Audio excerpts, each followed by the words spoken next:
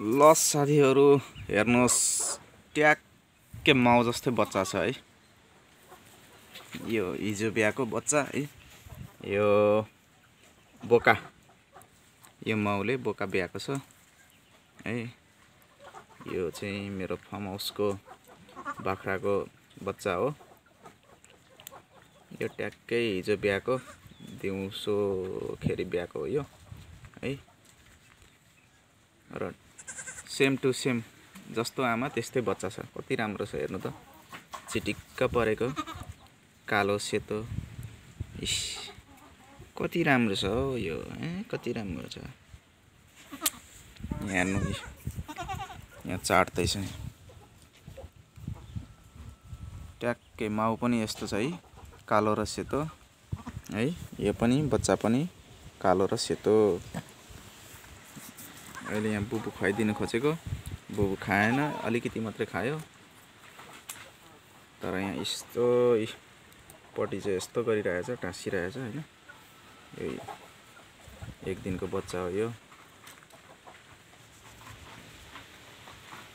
यिनीहरू आमा छोरा उस्तै उस्तै छ, सेम। आमाको चाहिँ यस्तो निधारमा टिका छैन, सेतो टिका। छोराको चाहिँ यो बच्चाको चाहिँ टिका छ सेतो। बुबु खोज्दै रहेछ, आफै देखो। खालि एकपट्टि मात्रै खान्छ, एकपट्टि मात्रै खाइरहेछ। र यो माउ अब उ त्यो रातो पनि ब्याउनेवाला छ है। यो पनि ब्याउनेवाला छ। यो कहिले ब्याउँछ त्यो चाहिँ थाहा छैन मलाई हैन। अस्ति बुढी ढाडिया जस्तो थियो यसको पनि, अहिले चाहिँ अलिक ठिक रहेछ, अलिक घटेछ। ठुलो बुढी देखिएको थियो, अहिले चाहिँ अलिक घटेछ। बच्चाले यहाँ बुबु खाइरहेछ, हेर्नु होला। यहाँ हाँसको हाँस यहाँ छ है, चिनी हाँस। अरू यहाँ अस्ति नै ह्याचरीबाट निस्केको चल्लाहरू यिनीहरू यत्रो यत्रो भयो है, यत्रो यत्रो भयो है। बढ्दैछ। र मैले नयाँ यो माउ, यो कुखुराको माउ दुम्से, घाँटी खुइलिएर दुम्से नयाँ ल्याएको। यो नि ह्याचरीबाट निस्केको चल्ला हो। यो पनि ह्याचरीबाट निस्केको चल्ला हो। यिनीहरू पनि यो भाले चाहिँ घरकै हो, घरमै थियो, अहिले यत्रो यत्रो भइसक्यो।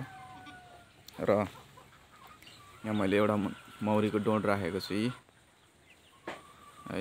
यसमा चाहिँ आएको छैन यो, एकदम यो गाउँमा राखेको छु मैले हैन। मौरी चाहिँ आएको छैन, आउँछ कि भन्ने चाहिँ आश छ।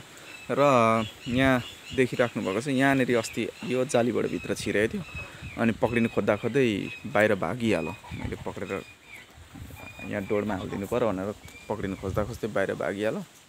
र यहाँ बुबु खाइरहेछ पाठाले है, एकपट्टिको मात्रै खाँदैछ। यो एक दिनको बोका गाइस यस्तै छ है।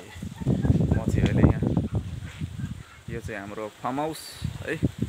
यो हामी चाहिँ यहाँ खेती गर्छौँ। र यता अहिले धान, यो यहाँदेखि माथिल्लो साइडमा चाहिँ सबै हामीहरूले चाहिँ धान रोपिसकेको छ। अब एक गरा मात्रै बाँकी छ रोप्नु। अनि यतापट्टि अहिले रोपाइ हुँदैछ, मम्मीले रोप्दै हुनुहुन्छ।